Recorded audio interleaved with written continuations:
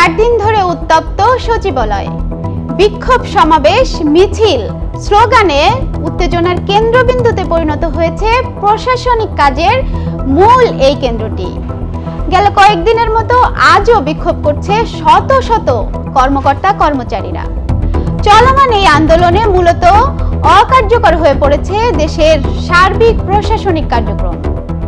চলুন জেনে আসা যাক হঠাৎ কেন উত্তপ্ত প্রশাসনিক কার্যক্রমের এই মূল কেন্দ্রটি।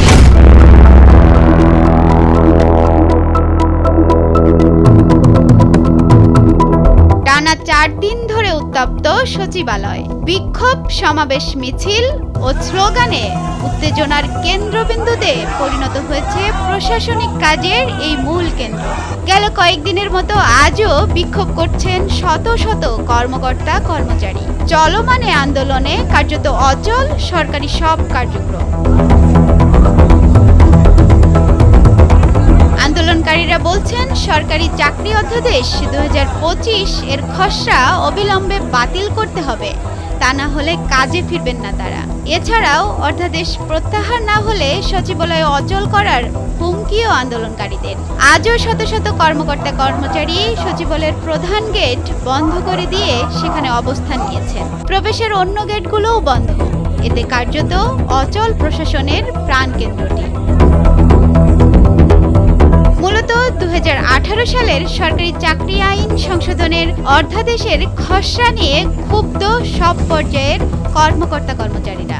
নতুন এ অধ্যাদেশের খসড়ায় যুক্ত বেশ কিছু আইনকে নিবর্তনমূলক ও কালাকানুন আখ্যায়িত করেছেন তারা। অভিযোগ উঠেছে 4.5 দশক আগের বিশেষ বিধানের কিছু নিবর্তনমূলক ধারা সংযোজন করে অধ্যাদেশের খসড়াটি করা হয়েছে। এর মাধ্যমে সরকারি কর্মকর্তা কর্মচারীদের বিরুদ্ধে সহজেই শাস্তি এমনকি চাকরি থেকে বরখাস্ত করার সুযোগ তৈরি করা হয়েছে। অধ্যাদেশের খসড়াটিকে সংবিধানের সঙ্গে সাংঘর্ষিক বলেও দাবি আন্দোলনকারীদের।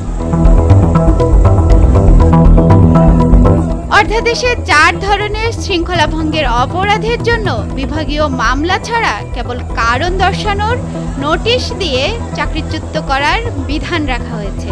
শৃঙ্খলা বিঘ্নিত, কর্তব্য সম্পাদনে বাধা, ছুটি ছাড়া কর্মে অনুপস্থিত, কর্তব্য পালন না করার জন্য উস্কানির জন্য কোনো ধরনের আত্মপক্ষ সমর্থনের সুযোগ না দিয়ে চাকরিচ্যুতির বিধান রাখা হয়েছে। এতে অধ্যাদেশ অনুযায়ী রাষ্ট্রপতির সিদ্ধান্তই চূড়ান্ত, এর বিরুদ্ধে আপিলের সুযোগ নেই। গেল 22 মে উপদেষ্টা পরিষদের বৈঠকে সরকারি চাকরি অধ্যাদেশ 2025 এর খসড়া চূড়ান্ত অনুমোদন দেওয়া হয়।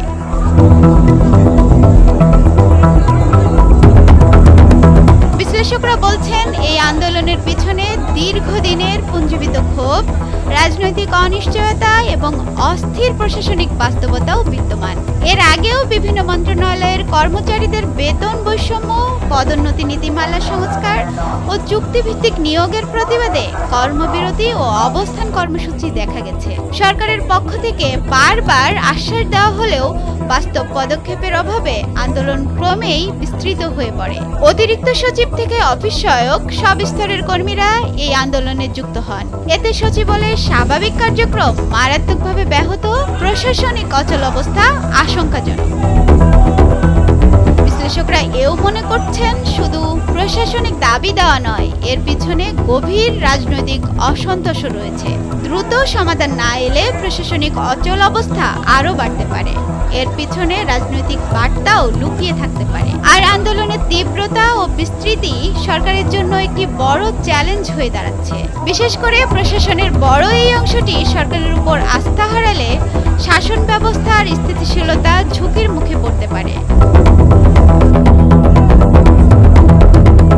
অন্তর্বর্তী সরকার একদিকে দুর্নীতি বিরোধী অভিযান অব্যাহত রাখতে চাইছে, অন্যদিকে প্রশাসনের আস্থা পুনরুদ্ধারের জন্য কিছু প্রণোদনামূলক নীতিমালাও বিবেচনা করছে। তবে এখনই সমাধানে না এলে সচিবালয় কেন্দ্রিক এই অস্থিরতা আরও ঘনীভূত হতে পারে, যা দেশের সামগ্রিক শাসন ব্যবস্থায় নেতিবাচক প্রভাব ফেলতে পারে।